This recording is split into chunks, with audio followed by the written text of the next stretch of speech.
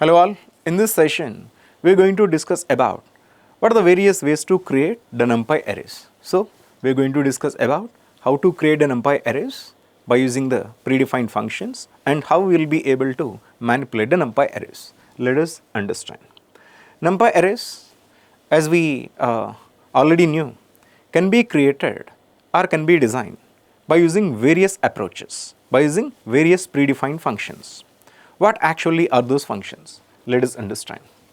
First of all, in order to create a Numpy array, we should be able to include a package into our Python program, which is called Numpy. Numpy is the package which is going to be imported before you actually start designing or creating the Numpy arrays. Now, every time when you want to call an inbuilt function within the Numpy, you should say numpy dot that specific function's name. For an example, let us say there is a array function. I want to use the array function. For that, what I need to do is, I need to say numpy dot array function. Okay. Now, this always is quite cumbersome or a hefty process to call all the time numpy. Bigger pardon, numpy dot array. So what we do is, we just are going to use a shortcut or an alias name for the entire numpy package. Rather than using the numpy keyword the way it is, we just are going to replace this numpy word with simply np. For that, what we should do is, we just need to use the keyword as numpy as np. We just are importing this numpy package as np. That means within our program, we actually are no longer going to use numpy keyword, rather we are going to use np keyword, because this np keyword is going to replace numpy. This just is not a standard keyword. It's not a keyword. The word what we are using, what we are replacing. You also can use any of the keywords, whatever you want. Any of the words, whatever you want. So this np we are going to use henceforth in our programming, because this is a regular convention. This is the easier convention. Numpy will be replaced by np. Now, let's see how to create an array. An array, as I already told you, can be created by using various functions. Array function, initially we can start with the array function. Then also we can use array function, arrange function. After creating the array by either of these functions, array or arrange, then we will be able to manipulate the array size by using reshape function. Or an array can also be created by using zeros or ones. So let us directly get into the creation of the array. Now, initially, what is the first function by using which, what is the first method by using which we will be able to create an array? Array is the first function or a primary function by using which you will be able to create an array. Okay, we should say np.array. From the numpy package, we are going to use a function array. This array function will have several parameters. Some parameters are mandatory, some parameters actually are optional. Which parameters are the mandatory parameters? The first one is the object. What is an object? Object is the actual array. What is the array? Array is maybe a two-dimensional array or a one-dimensional array. Directly you just can pass the array, directly saying array dot 1, 2, 3. But you just cannot miss the standard protocol or the framework. First of all, you should start with the braces, and then inside you need to embed the values with the angular braces. Okay. Now, this is how we are going to create an array. These are the values that you actually are passing to the array object. What exactly is the object? Object is the values of the array. Okay. The other way around is, we will also be able to create the array by using a list. I just have given you an example down under. Here, you create a list. You know Python list, right? By using the Python list, you just create a list. This list is 1, 2, 3, 4, 5. Now, the identifier of the list is my list. Directly you can pass this list as an object to the array. Now, at that time, this list will be converted into an array. Now here, when we say my array, I'm creating an array, my array is equal to np array, and the passed parameter is my list. What is the my list? My list is the list that has been created by using the list convention within the Python. Here we directly not passing the values into the array. Initially we have created a list. That list is actually being passed into the array. That is how we are going to create the array. There are two ways. First one is directly passing the values by using the actual framework of creating the array. Right then, the other way around is first you create a list. That list must be passed in an object into this. And the next thing is data type. The data type is any data type that you would want to have. The data type may be integer or float or any of the data types that we discussed in the previous session. And the next one is the copy. What is the copy? Copy is a Boolean parameter. Copy has to be either true or false. If the copy is equal to true, what actually may happen is, what will happen is, when you create a duplicate copy of that array, one more array will get created. Copy, you will be able to copy the entire array into the other array. If the copy privileges are not given, if the copy is equal to false, you will not be able to make copies of the array. Even if you say, for an example, I just have created an array, my array. Okay, B is an array, right? Here, B is an array. Now, I just want to create one more array, A is equal to B. If the copy is equal to true, A is a different array, B is a different array. As simple as this. That is, we have created a replica of B with the name of A. Both will be treated and both will be having separate memory images. But when the copy is equal to false, you will not be able to create one more copy. Even if you say A is equal to B, for B array we just are giving one more name A. Rather, we just are using one more reference. Here we just cannot take as an identifier. Since it's an object, object will be referred by two references. One is B and one more is A. One more copy will not get created. Rather, one array, in simplest words, can be called by using two names, as simple as this. NDMIN, that is NDMIN.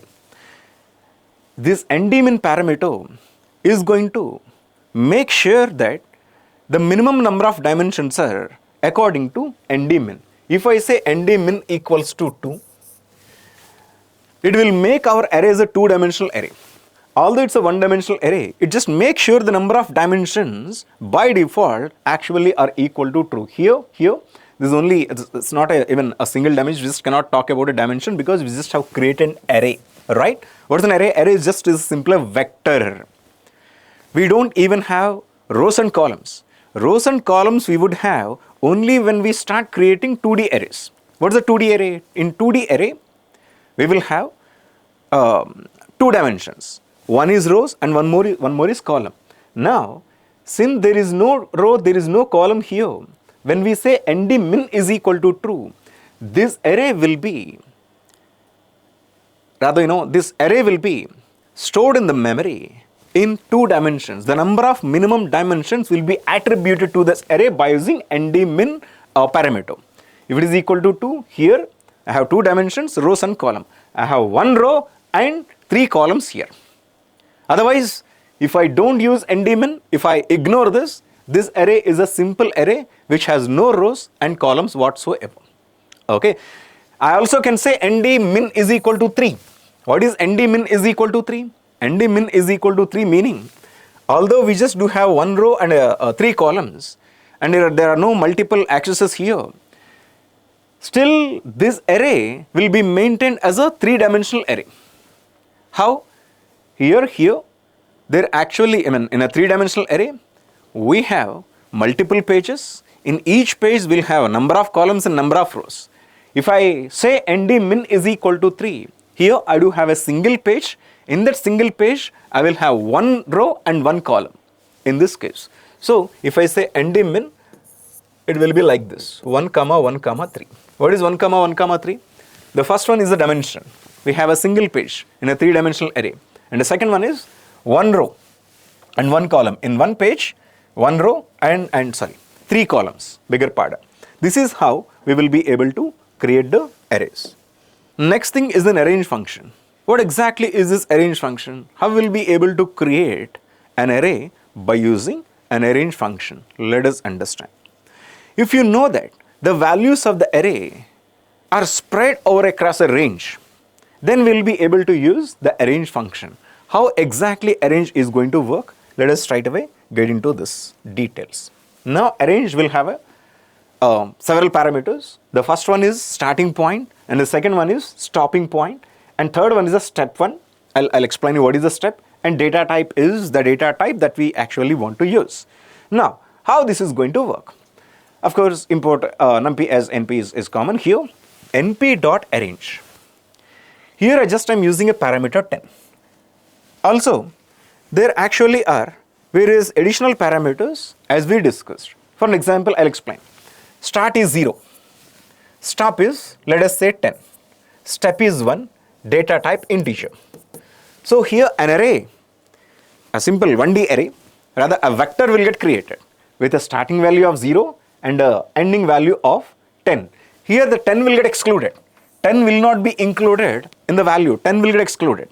So you just will have the total number of values ranging from 0 to 9.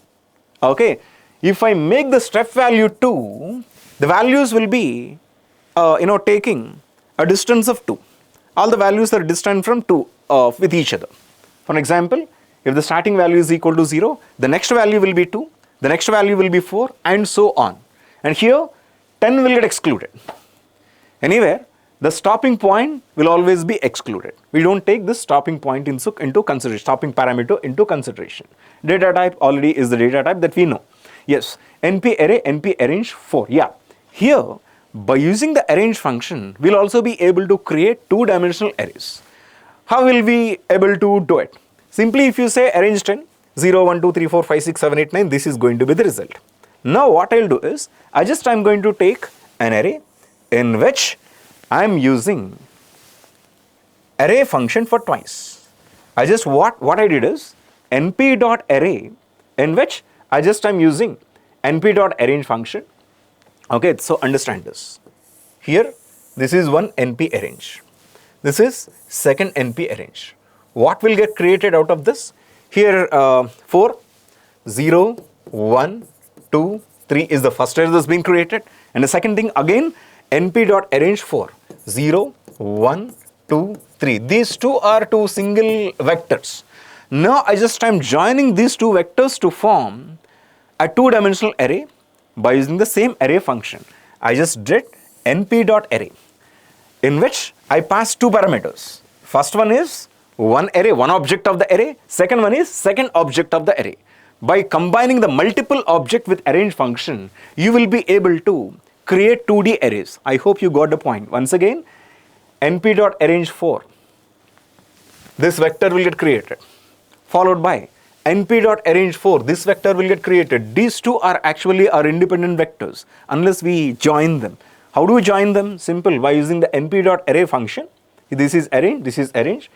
np.array function. By using this array function, I join them these together.